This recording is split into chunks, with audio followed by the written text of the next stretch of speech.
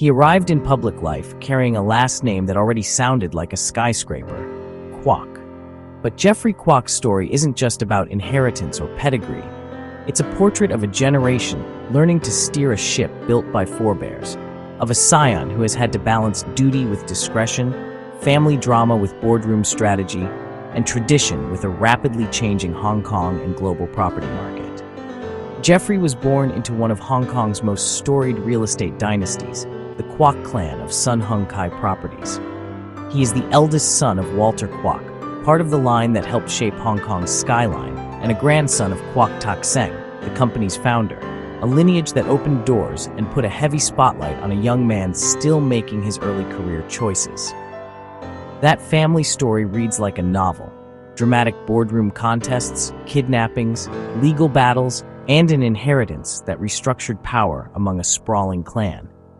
For Geoffrey, those headlines were the backdrop of his formative years, not the whole story. Behind the public friction and the giant family name were the routines of a modern, globally educated young executive. Semesters at elite universities, internships or early roles in finance, and a gradual transition back into the family's business orbit. It's the trajectory of many modern heirs: exposure to global institutions, followed by a return home to steward capital and legacy. Geoffrey took the global route for his education. He studied economics at Yale, and then took the further step of a graduate business education at Stanford. Credentials that signaled a concentration on high finance and strategy rather than the technicalities of property development alone. That schooling matters.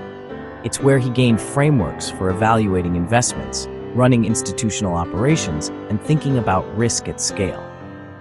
After university, Geoffrey didn't immediately retreat into family life or the sheltered corridors of private offices.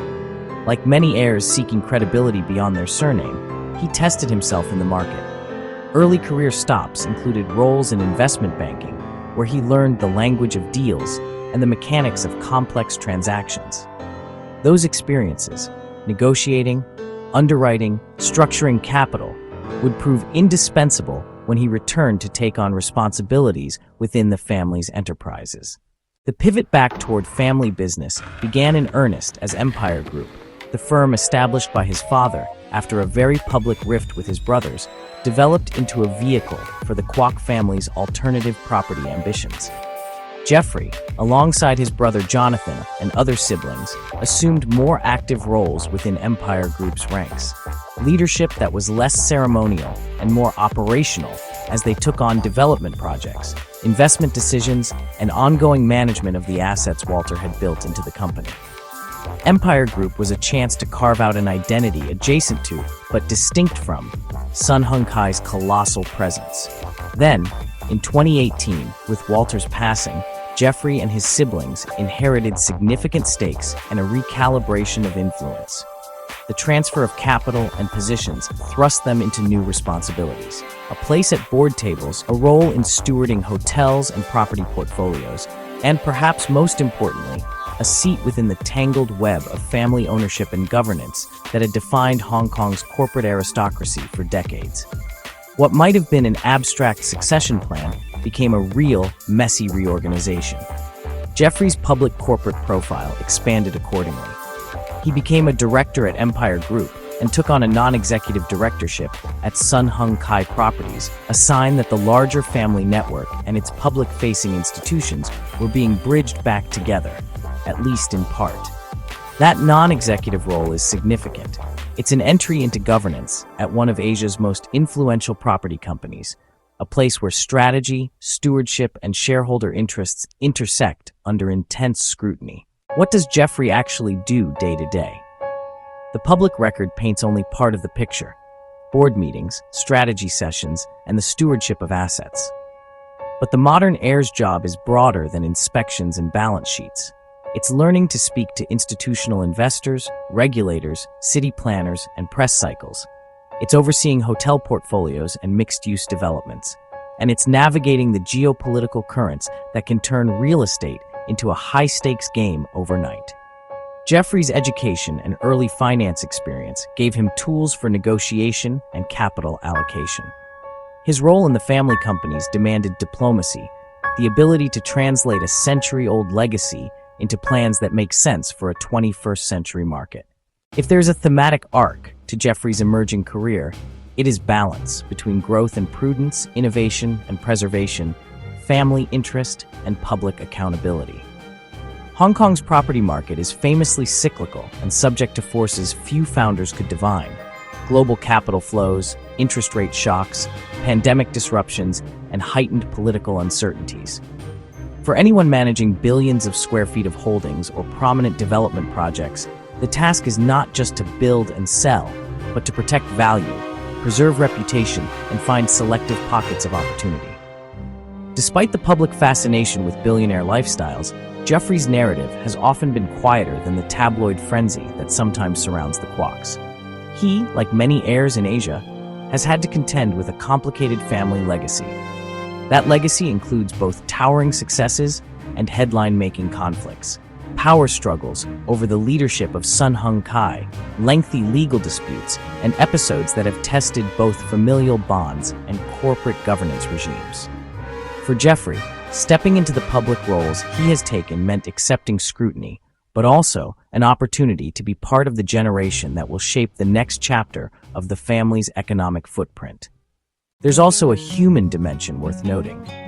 Inheriting from a powerful parent can be a mixed blessing: the privilege of capital and name, the burden of expectations, and the pressure to prove one's own competence. Geoffrey's path: education overseas, a stint in finance, and then a methodical assumption of responsibilities within family firms, reads as an attempt to build credibility first and then claim influence. It's a pattern that helps mitigate accusations of entitlement and gives him tools to handle external stakeholders. On the market front, the Kwok family's holdings have always drawn attention. Sun Hung Kai Properties is one of Hong Kong's largest developers, with a portfolio that spans residential towers, retail centers, and major commercial properties. Empire Group, while smaller, carries the entrepreneurial imprint of Walter Kwok and represents a more concentrated platform for some of the family's projects. Managing these assets in the 2020s demands attentiveness to urban trends, densification pressures, the repurposing of retail spaces, integration of tech and property management, and the search for yield in an era where traditional property returns are being squeezed. Geoffrey's role is to help steer those decisions: where to develop, which assets to hold, what risk to take on, while balancing stakeholder expectations. Because Geoffrey's public persona is still forming, his approach to philanthropy, cultural patronage, and civic engagement will matter in how he's remembered beyond corporate filings. Many modern heirs in Asia choose to increasingly engage in social initiatives, educational endowments, or cultural preservation as a way to broaden their legacy beyond bricks and mortar. Geoffrey has signaled involvement in youth and civic groups and has affiliations that reflect an interest in community and cross-border exchanges, particularly those between Hong Kong and mainland China. These engagements suggest a recognition that wealth and influence have social responsibilities attached, a common evolution for families that manage generational capital. For aspiring analysts and curious observers, Geoffrey's story offers a few lessons. First, lineage is never a guarantee of ease. It often brings a more complex set of responsibilities. Second, modern heirs frequently seek external validation through education and early career achievements, a pattern that helps them build a professional identity separate from family capital. Third, governance and public trust matter. In companies with significant public shareholding and market influence, how a family member behaves as a director can affect market confidence and shareholder value. The present also contains clear risks. Hong Kong's political landscape has shifted in ways that matter for property owners. Regulatory changes, investor sentiment swings, and the relationship to mainland authorities have all introduced new variables. Macroeconomic factors, rising interest rates, global capital retrenchment, and structural shifts in retail consumption all pose challenges. For a younger generation of property executives, the test is whether they can adapt business models to new realities, pivoting toward mixed-use resilience, optimizing asset management with technology, and seeking diversification beyond traditional development cycles. Yet there are opportunities too. The Greater Bay Area Initiative and continuing capital flows between mainland cities and Hong Kong create avenues for strategic expansion. Wealth preservation strategies, such as diversifying asset classes, investing in hospitality and experience-driven properties, or increasing exposure to service-oriented real estate, offer paths to mitigate cyclical risk. Geoffrey and his contemporaries can leverage global education and networks to source capital, identify niche investments, and bring new governance norms to family companies. Outside of spreadsheets and board minutes, there's a simple, personal arc to Geoffrey's story. The transition from being known as the son of to being recognized as a leader in his own right. That arc is measured not only in net worth or position titles, but in how he navigates conflict, builds alliances, and helps evolve a family business that must stay relevant in a world that looks very different from the one his grandfather first entered. It's useful to reflect on the weight of symbols here. A family like the Kwoks is part myth, part enterprise. Their name is stamped on storefronts, towers, and board filings, but it's also a shorthand for the dramatic history of Hong Kong's ascent and the seismic stresses of global capitalism. For Geoffrey, the task isn't to mimic the past, but to steward it, to take an accumulation of capital and institutional knowledge and apply it with judgment, patience, and occasionally humility. Looking forward, the measures of success for Geoffrey will be practical and reputational. Practical, how his projects perform, whether the assets under his purview appreciate or generate steady income, and whether strategic moves into new markets or sectors create tangible value. Reputational, how he handles shareholder relations, manages family dynamics in public view, and whether he can help modernize corporate practices without alienating long-standing stakeholders. In the end, Geoffrey Kwok's biography is still being written.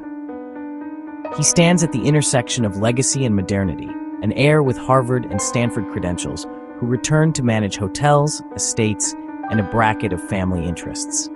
His choices, whether to push for aggressive expansion, to emphasize consolidation and risk management, or to reposition parts of the family's portfolio for the next economic cycle, will shape not just his personal reputation, but also the economic and architectural fabric of Hong Kong.